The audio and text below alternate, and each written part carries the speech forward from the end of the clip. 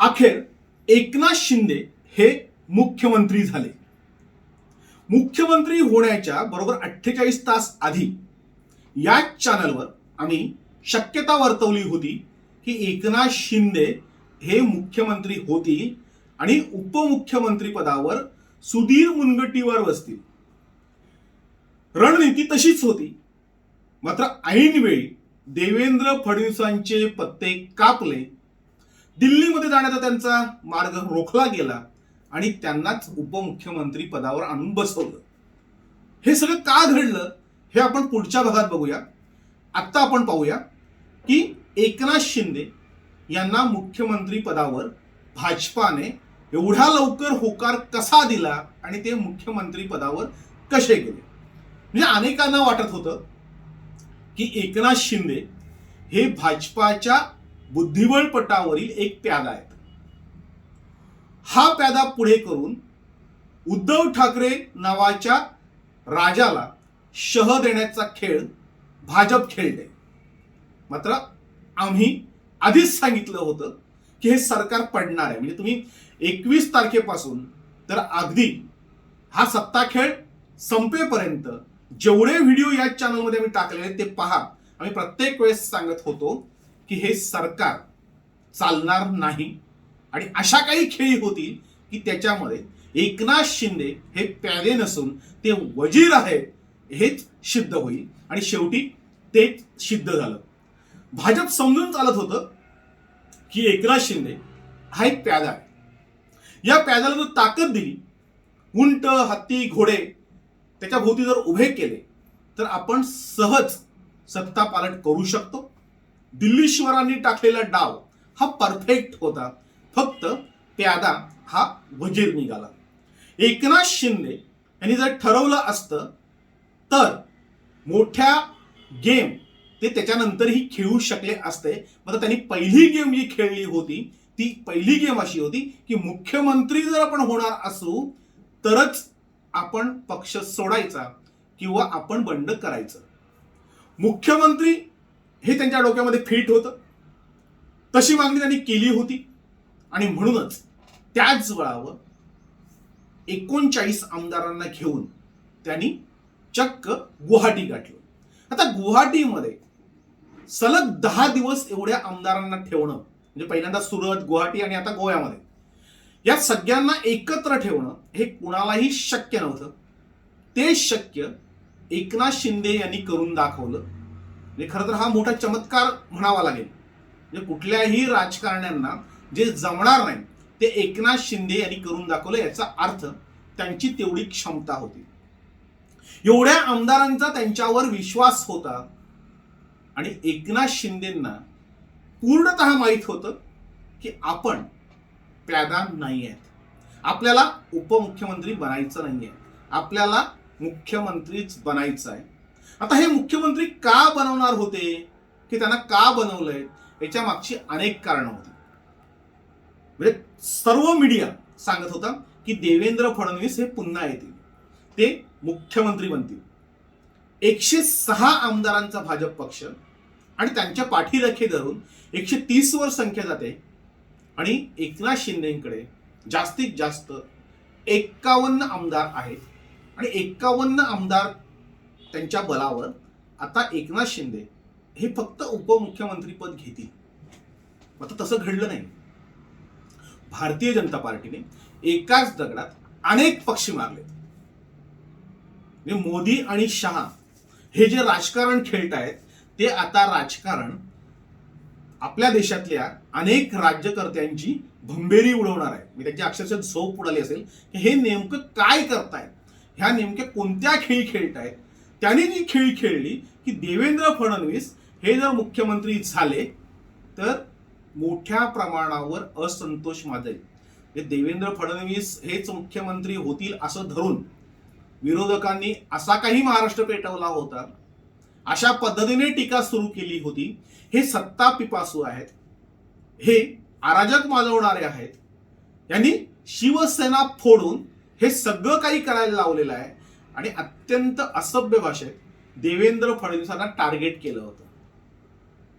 हे टार्गेट दुसरीकडे वळवण्यासाठी देवेंद्र फडणवीस यांना मुख्यमंत्री करण्यापेक्षा एकनाथ शिंदे यांनाच जर मुख्यमंत्री केलं तर त्याच्यामध्ये अनेक गोष्टी करता येतील. पहिली गोष्ट, उद्धव ठाकरे यांना शह देता येईल.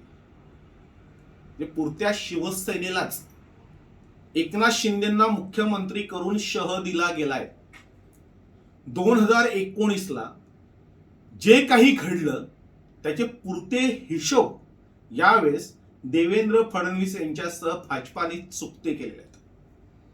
जे 2014 मध्ये जे सत्ता आली भाजपा सेना युतीची, त्याच्यानंतर दोन्ही युतीने लढले, दोघांचीही सत्ता येईल असंच ठरलं होतं. मात्र त्यानंतर ज्या काही घडामोडी घडल्या त्या बघितल्यानंतर शिवसेनेने भाजपाला फसवलं असंच अधोरेखित झालं होतं. उद्धव ठाकरे सांगत होते की मला बाळासाहेबांच्या खोलीमध्ये अमित शहाने शब्द दिला होता की मुख्यमंत्री हा शिवसेनेचा असेल आणि आता भाजपा बदलून पडते. त्याच्यानंतर ह्या सत्ता खेळाच्या अगदी आधी सर्वजण सांगत होते, म्हणजे खास करून संजय राऊतांनी सांगितलं होतं की उद्धव साहेब हे एकनाथ शिंदेंनाच मुख्यमंत्री करणार होते. आता उद्धव ठाकरे हे एकनाथ शिंदेनाच मुख्यमंत्री करणार होते आणि भाजपाने तेव्हा खोडा घातला होता, हाही एक डाग होता. हा डाग पुसून टाकण्यासाठी आणि शिवसैनिकांनाच मुख्यमंत्री पदाचा दिलेला शब्द तो पाळण्यासाठी मोदी शहानी ही चूक सुधारावी असा काही प्रयत्न केला असेल. आणि त्याच्यासाठीच जे काही महाराष्ट्रभर चाललं होतं, उद्धव ठाकरेंनी ज्या पद्धतीने भाजपाला शह देण्याचं जे राजकारण शरद पवारांना हाताशी धरून केलं होतं, या सगळ्याला शह देण्यासाठी शिवसेना फोडून शिवसेनेचाच मुख्यमंत्री करून दिलेली मोठी ही शहनीती होती. खरं तर त्याला आता शहानीती बोलावं लागेल, कारण नरेंद्र मोदींचं या सगळ्या घटनेकडे किती लक्ष होतं, की त्यांचा किती हातभार होता, यापेक्षा शहांचं याच्यामध्ये किती लक्ष होतं हे प्रकर्षाने दिसून आलंय. कारण शहा, अमित शहा आणि देवेंद्र फडणवीस यांच्यामध्ये फार काही सख्य अशातला भाग नाहीये. नरेंद्र मोदींच्या गळ्यातील ताईत हे देवेंद्र फडणवीस आहेत. आणि उद्या जर देवेंद्र फडणवीस मुख्यमंत्री पदावर बसले तर पूर्ण भाजपा ही गोत्यात येईल. पूर्ण भाजपावर राग काढला जाईल, कारण एका बाजूला 3 पक्ष आहेत, शिवसेना, काँग्रेस, राष्ट्रवादी. आणि पूर्ण महाराष्ट्रामध्ये जे काही घडेल ते भारतीय जनता पार्टी सहन करू शकेल का, ते पेळेल का, हा विचार शहानी केला असेल. समोर मुंबई महानगरपालिका आहे.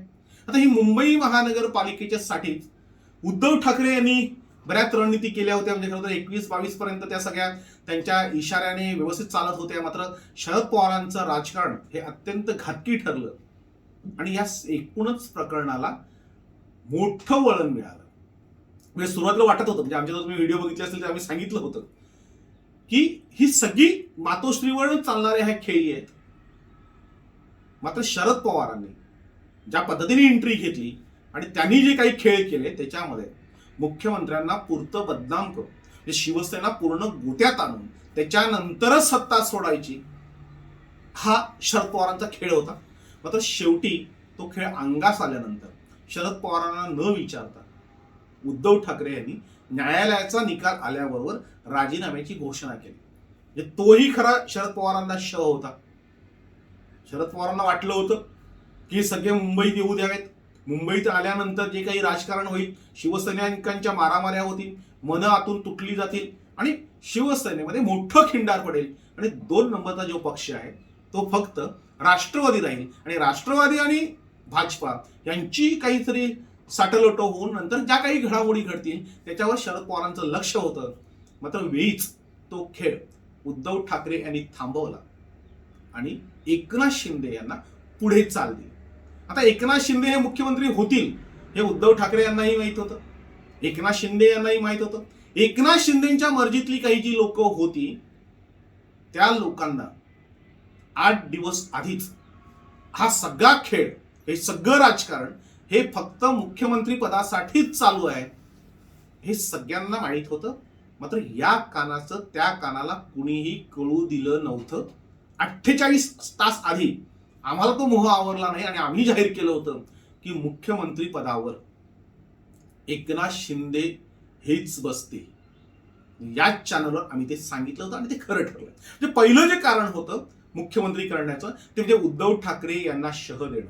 आणि दुसरं कारण होतं, ज्या काही घडामोडी घडल्या त्या सगळ्या शरद पवारांच्या इशाऱ्यावर चालत होत्या. आता शरद पवार हे तसं महाराष्ट्रातलं मोठं व्यक्तिमत्व, जे खासदार जरी 4 निवडून येत असले, पूर्ण सत्ता महाराष्ट्र त्यांना कधीही मिळाली नसली, तरी दिल्लीही त्यांना घाबरत होती किंवा घाबरते, हे अगदी नागडं सत्य आहे. म्हणजे देवेंद्र फडणवीस त्यांना आता मात देऊन पुढे गेलेत हा भाग वेगळा. मात्र नरेंद्र मोदी यांनाही सुद्धा सांगावं लागायचं की शरद पवार हे आमचे गुरु आहेत. शरद पवारांची राजनीती ही कोणालाही कळण्याच्या पलीकडची होती. ते जोपर्यंत महाराष्ट्रामध्ये आहेत तोपर्यंत महाराष्ट्रामध्ये भाजप हे किती वाढेल अशी शंका भाजपाला होती. मात्र देवेंद्र फडणवीसांनी जी काही मात दिलेली आहे, ज्या पद्धतीचं राजकारण केलेलं आहे, म्हणजे अगदी सत्तांतरापर्यंत देवेंद्र फडणवीस यांच्या तोंडातून कुठलाही शब्द निघाला नव्हता. शरद पवार रोज पत्रकार परिषदा घेत होत्या, संजय राऊत वाटेल ते बोलत होते, मात्र देवेंद्र फडणवीस यांच्या तोंडातून एकही शब्द निघत नव्हता. तो याच्यासाठीच की 2019ला शरद पवारांनी त्यांचं मुख्यमंत्री पद हे खेचून घेतलं. म्हणजे हातातोंडाशी आलेला घास हा फडणवीसांचा काढून घेतला होता. म्हणजे शरद पवारांवर देवेंद्र फडणवीसांचा प्रचंड राग होता आणि त्याच्यासाठी त्यांची वाटेल ती करायची तयारी होती. खरं तर जेव्हा शिवसेना भाजपाची सत्ता आली त्यावेळेस सगळ्यात मोठा फटका जो बसला तो राष्ट्रवादीला बसला. राष्ट्रवादीचे मातब्बार नेते हे भाजपमध्ये घेण्यात फडणवीसांना यश मिळालं. काँग्रेसचीही अनेक मंडळी ही भाजपामध्ये गेली. आता काही आपली सत्ता येत नाही, आपलं काय आता सरकार येणार नाही आणि म्हणून भाजपामध्ये गेलेलं आपल्याला परवडेल. दोन्ही काँग्रेस या भाजपामध्ये जवळपास विलीन होण्यात जमा झाल्या होत्या. एवढे मोठे नेते तिकडे गेले होते. शरद पवारांच्या लक्षात आलं की पुन्हा जर देवेंद्र फडणवीस मुख्यमंत्री बसले तर राष्ट्रवादीचे काही खरं नाही, उरले सुरलेही सगळे निघून जातील. आणि म्हणून त्यांनी 3 पक्षांचं सरकार बसवलं. देवेंद्र फडणवीसांच्या मनामध्ये हा राग होता. सरकार बसल्याबरोबर मृत्यूशय्यावर असलेले हे पक्ष त्यांना ऑक्सिजन मिळाला. जे व्हेंटिलेटरवर होते त्यांना ऑक्सिजन मिळाला आणि ऑक्सिजन मिळाल्यानंतर बऱ्यापैकी राष्ट्रवादी ही फोपावली. कार्यकर्त्यांना एक वेगळं बळ मिळालं, पक्ष बांधणीला वेळ मिळाला. म्हणजे शरद पवार हे स्वतः पूर्ण महाराष्ट्र पिंजून काढतात. निवडणुका व्हायला अजून बराच कालावधी होता, म्हणजे अजून आता 2-2.5 वर्ष आहेत, तरी सुद्धा अजित पवार आणि शरद पवार हे पायाला भिंगरी लावून फिरत होते ते पक्ष वाढवण्यासाठी, पक्ष वाचवण्यासाठी. आता हा मिळालेला जर ऑक्सिजन जर असाच 2.5 वर्ष चालू राहिला तर भाजपाचं काही खरं नाही. शिवसेनेचंही बऱ्याचशा गोष्टी ह्या उघड होतील किंवा शिवसेनेलाही फटका बसेल हे दोघांनाही वाटत होतं. आणि म्हणून शरद पवारांना शह देणं गरजेचं होतं. कोणत्याही परिस्थितीमध्ये शरद पवार हे आता जर रोखले गेले नाहीत तर 2024 पर्यंत राष्ट्रवादी ही मजबूत होईल हे सातत्याने भाजपाला वाटत होतं. आणि त्यांना शह देण्यासाठी, त्यांचा ऑक्सिजन काढून घेण्यासाठी, म्हणजे कार्यकर्त्यांना आणि पक्षाला मिळालेला जो ऑक्सिजन आहे तो काढून घेण्यासाठी एकनाथ शिंदे यांना मुख्यमंत्री करणं हे गरजेचं होतं. तिथे देवेंद्र फडणवीस चालणारे नव्हते. खांद्यावर बंदूक एकनाथ शिंदेंच्या ठेवायला लागली असती. त्यावेळेस जर देवेंद्र फडणवीस जर मुख्यमंत्री झाले असते तर शरद पवारांनी अक्षरशः आकांतांडव केला असता. पूर्ण महाराष्ट्र पुन्हा एकदा ढवळून काढला असता आणि जे काही त्यांनी उभारलं असतं ते भयावह असतं. आणि म्हणून एकनाथ शिंदे यांना मुख्यमंत्री करून भाजपाने खूप मोठी खेळी खेळलेली आहे. त्याच्यामध्ये देवेंद्र फडणवीसांची बदनामी वाचली. म्हणजे आता खरं तर देवेंद्र फडणवीस हे किती महान आहेत किंवा देवेंद्र फडणवीसांनी किती मोठा त्याग केलाय, ह्या सगळ्या गाथा आता भारतीय जनता पार्टीचे कार्यकर्ते वाचतील. आणि त्याच्यानंतर अगदीच भाजपाला दोष देण्या इतपर काही राहणार नाही. शिवसेना जी काही आक्रमक झाली असती तीही काही होणार नाही. आता आंदोलन कोणाविरुद्ध करायचं? म्हणजे मागच्या वेळी शिवसेनेचा मुख्यमंत्री होता, आताही शिवसेनेचा जो मुख्यमंत्री आहे. म्हणजे एकनाथ शिंदे आजही सांगतात, म्हणजे शपथ घेताना ते बोलले की बाळासाहेब आणि आनंदी घे यांच्या विचारांची ही शिकवण आहे. म्हणजे आजही ते शिवसेनेमध्ये आहेत. हा जो मोठा झटका होता तो आहे शरद पवारांना. तिसरी जी गोष्ट आहे की आम्हाला पदाची हाव नाही, आम्हाला सत्तेची लालसा नाही, आम्हाला सत्तेचा हव्यास नाही. आम्ही हे सगळं करत होतो शिवसेनेच्या भल्यासाठी. आम्ही सरकार बनवलेलं नाही, सरकार एकनाथ शिंदेनी बनवले आणि भाजपाने त्यांना पाठिंबा दिलाय.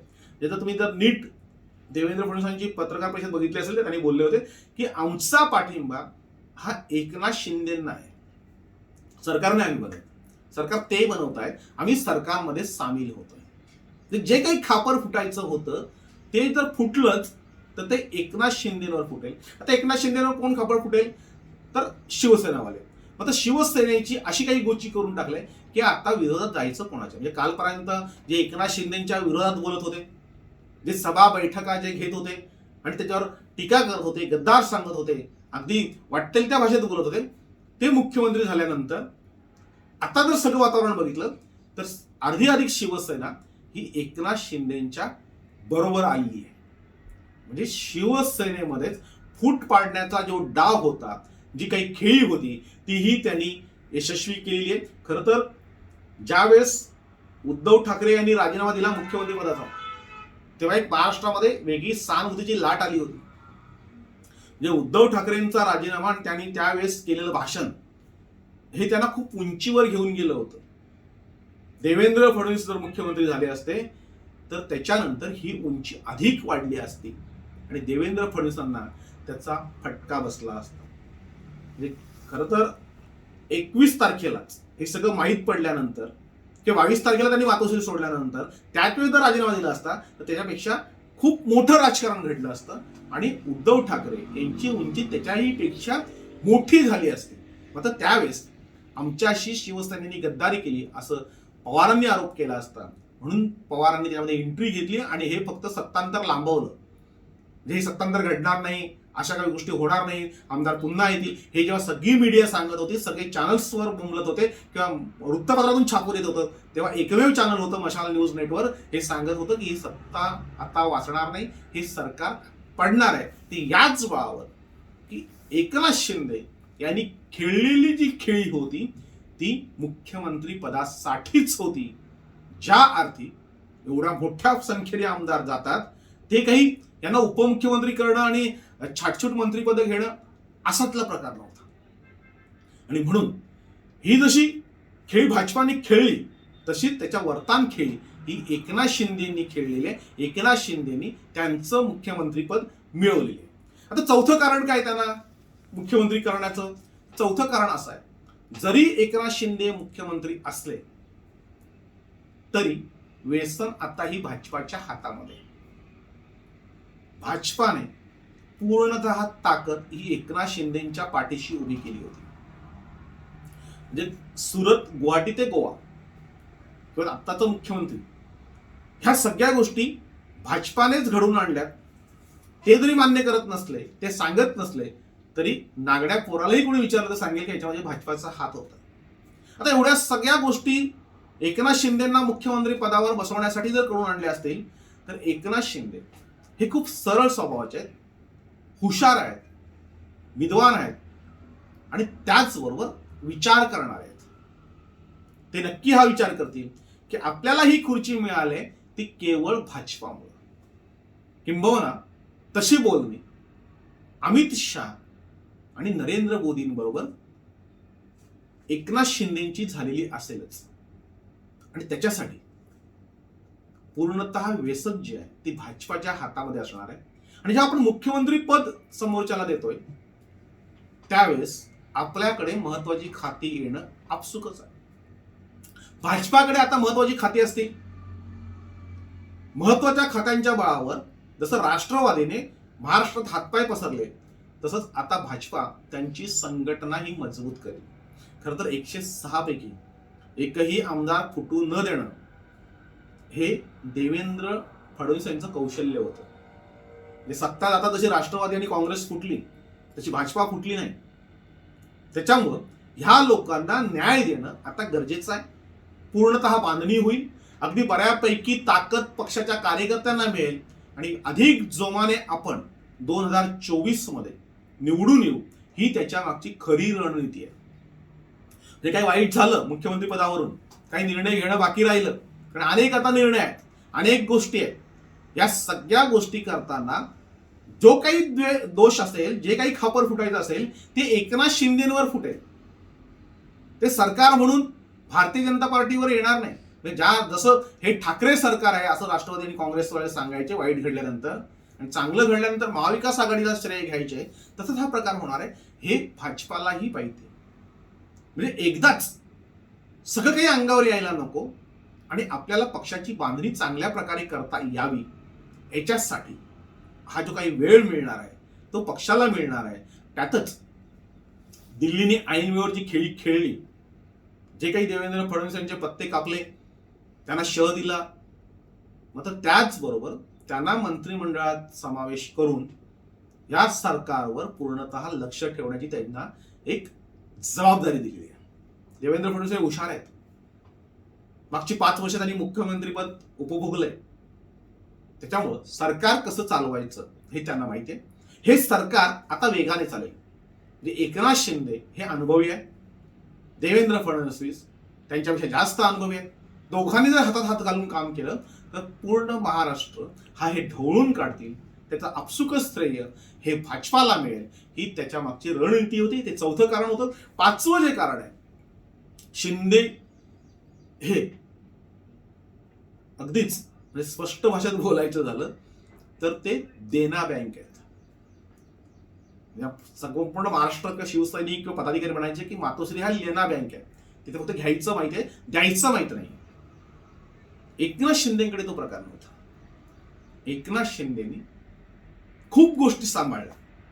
पूर्ण पक्ष सांभाळण्यासाठी जी काही रसद पुरवायची असते ती पूर्णतः रसद ही एकनाथ शिंदे पुरवत होते. म्हणजे किस्सा सांगतोय, म्हणजे उद्धव ठाकरेंचा जो दौरा होता अयोध्येचा, त्या दौऱ्यामध्ये पूर्णतः खर्च हा ठाण्यातून झाला होता. अशा अनेक गोष्टी आहेत की कोट्यावधी रुपयांचा खर्च पक्षासाठी हा ठाण्यातून झाला होता. तो एकनाथ शिंदेनी केला होता. म्हणजे मी एक मागच्या व्हिडिओमध्ये सांगितलं होतं की जेवढं मातोश्रीनी एकनाथ शिंदेना दिलंय त्याच्यापेक्षा जास्त एकनाथ शिंदेनी त्यांना दिलंय. किंबहुना हे सगळे जे आमदार आहेत या सगळ्यांनी मिळून मातोश्रीसाठी भरपूर केलंय की निवडणुकांमध्ये हे सगळे उमेदवार सांभाळणं, या सगळ्या गोष्टी राजनीतीच्या सांभाळणं, तिथे आर्थिक देवाणघेवाण करणं, हे सगळ्या गोष्टी हे एकनाथ शिंदे करत होते. हे सगळ्यांना माहित आहे. दिल्लीला आणखीन काय पाहावं? दिल्लीला तेच हवं. एकनाथ शिंदेकडे जसं इनकमिंग आहे तसं आउट गोईंगही आहे. ते स्वतःसाठी किती ठेवतात त्याच्यापेक्षा दुसऱ्यांना किती देतात हे संपूर्ण शिवसेनेला माहिती आहे, किंबहुना ते महाराष्ट्राला माहिती आहे. आणि म्हणून पक्ष वाढवण्यासाठी, संघटना वाढवण्यासाठी, निवडणुका जिंकण्यासाठी जे जे काही लागतं ते कुठलीही खळखळ न करता, या कानाचं त्या कानाला कळू न देता एकनाथ शिंदे ह्या सगळ्या गोष्टी करतात. हे दिल्लीश्वरांना माहिती आहे. जे पक्ष वाढताना किंवा निवडणुका लढताना या सगळ्या गोष्टींची तरतूद ही एकनाथ शिंदे यांच्या मार्फत होईल. किंबहुना एखादं मंत्रीपद देताना किंवा आमदारकीचं तिकीट देतानाही मोठ्या साठलोटं होतं. आर्थिक गणितं केली जातात. मंत्रीपद देताना त्याच्या मोठी गणितं केली जातात. मुख्यमंत्री पद देताना त्याच्यापेक्षाही मोठी गणितं आखली असतील. म्हणजे ज्यावेळेस सगळेजण सांगते की आमदारांना 50 कोटी दिलेत, मी लिहून दिलं की त्यावेळेस मी सांगितलं होतं की या आमदारांना कुठलेही पैशांचं आमिष दाखवलेलं नाही, पैसे दिलेले नाही. मात्र ज्यावेळेस ते एकनाथ शिंदेवर विश्वास ठेवतील त्यावेळेस त्यांच्या मतदारसंघाचा पूर्ण खर्च ते जेव्हा उभे राहतील तेव्हा तिकिटासहित हे एकनाथ शिंदे करतील. ही खरी तर त्या आमदारांची इन्व्हेस्टमेंट होती, त्यांनी ती केली. शेवटपर्यंत ते टोकाची भूमिका घेऊन अगदी शिव्या शाप खाऊन ते एकनाथ शिंदेबरोबर राहिले. त्याच्यामुळं ही सगळी जी 51 मंडळी आहेत, 51 आमदार आहेत, हा 51 आमदारांचा गट आता सक्षम झालाय, तो पक्का झालाय. आणि त्याचा फायदा हा आपसुकच भाजपाला होईल, तो दिल्लीला होईल. येत्या निवडणुकांमध्ये म्हणजे लोकसभेच्या निवडणुकांमध्ये जे 48 खासदारांमध्ये 42 खासदार निवडून आणण्याची जी काही मोदी शहांची रणनीती आहे ती एकनाथ शिंदे यांच्या मार्फत सार्थकी लावली जाईल. तर ही 5 कारणं वगळता दुसरं कुठलंही कारण याच्या मागचं नाही. एकनाथ शिंदे हे प्यादे नव्हते, ते वजीर होते आणि ते वजीरच राहतील हे शाश्वत सत्य आहे.